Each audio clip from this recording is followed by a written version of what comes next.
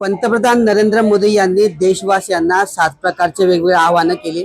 यामधलं एक आवाहन म्हणजे वर्षभरासाठी नागरिकांनी जे आहे सोन्या चांदीची खरेदी करू नये असं आवाहन त्यांनी जनतेला केलं होतं। मात्र मोदींच्या या आवाहनानंतरही जळगावच्या सराफ बाजारांमध्ये याचा कुठलाही परिणाम झालेला नाहीये। आपण जळगावच नव्हे तर संपूर्ण राज्यात प्रसिद्ध असलेल्या बापना ज्वेलर्समध्ये आहोत आणि या ठिकाणी आता रात्रीचे 9 वाजले आहेत तरी या ठिकाणी ग्राहकांची गर्दी ही पाहायला मिळते आहे।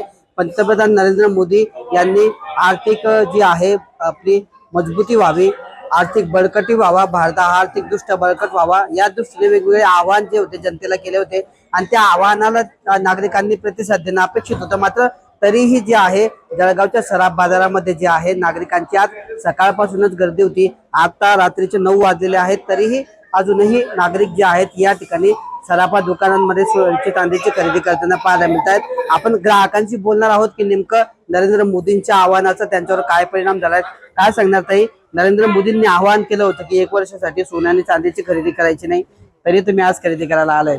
लग्न सराईमुळे घ्यावंच लागतंय, थोडंफार तरी घ्यावं लागतंय। मंगळसूत्र तरी घ्यावं लागतं, पण घ्यावंच लागतं। हे महाग असो का स्वस्त असतो। त्यांनी जे आवाहन केलंय ते पाहणार आहे का तुम्ही? हो पाळू ना, पाळू, पण त्यात लग्न सराईमुळे थोडंफार तर घ्यावं लागेल। इच्छा नसताना नाही घ्यावं लागतंय। इच्छा नाही आमची, आम्ही त्यांचं पालन करणार आहे, पण आम्हाला लग्नामुळे घ्यावं लागतंय। बाकी गोष्टींचे भाव वाढले, खूपच भाव वाढ, पण भाव त्यांनी कमी करायला पाहिजे। 1,00,000-1,50,000 पर्यंत सोनं गेलं, पण एवढं नको आहे, तर सोन्याचा भाव कमी पाहिजे। ते मीडियम भाव नरेंद्र मोदी साहेबांनी भाव कमी करायला पाहिजे सोन्याचा भाव। आणि गॅस गॅसचं बापरे, गॅसचं सिलेंडर तर बाप इतकं येतं ना, सिलेंडर तर मिळतच नाहीये। सिलेंडरचे भाव सुद्धा कमी पाहिजे आणि सिलेंडर पण मिळाला पाहिजे। सर्व पेट्रोलचा भाव वाढून गेला। पेट्रोल आता नरेंद्र मोदी म्हटले की रासायनिक खतांचा वापर करू नका, पेट्रोल डिझेलच्या गाड्या वापरू नका, इलेक्ट्रिक बाईकचा वापर करा। एक तरुण म्हणून त्यांच्या आव्हानाकडे कशा पाहतोय? खरंच नरेंद्र मोदी साहेबांनी एक चांगलाच विचार आणलेला आहे की पेट्रोल ऐवजी इलेक्ट्रिकच्या बाईक वापरू, त्यामुळे आपलं आपण नॅचरल रिसोर्सेसकडे जास्त वळूया।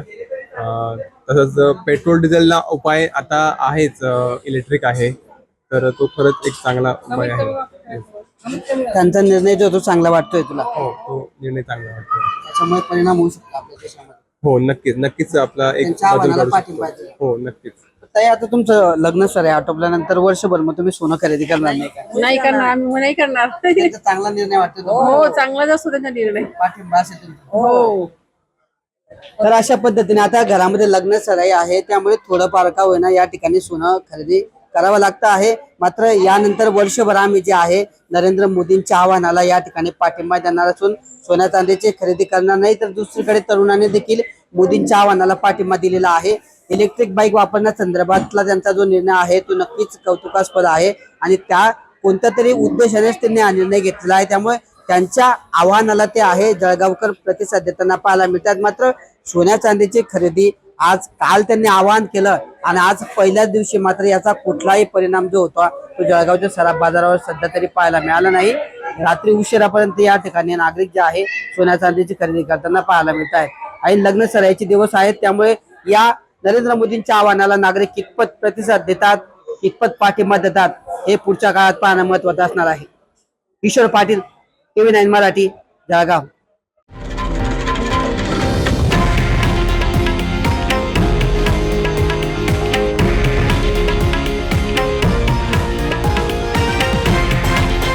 हे आहे देशातील नंबर 1 न्यूज नेटवर्क आणि आपण पाहत आहात TV9 मराठी, एकमेव।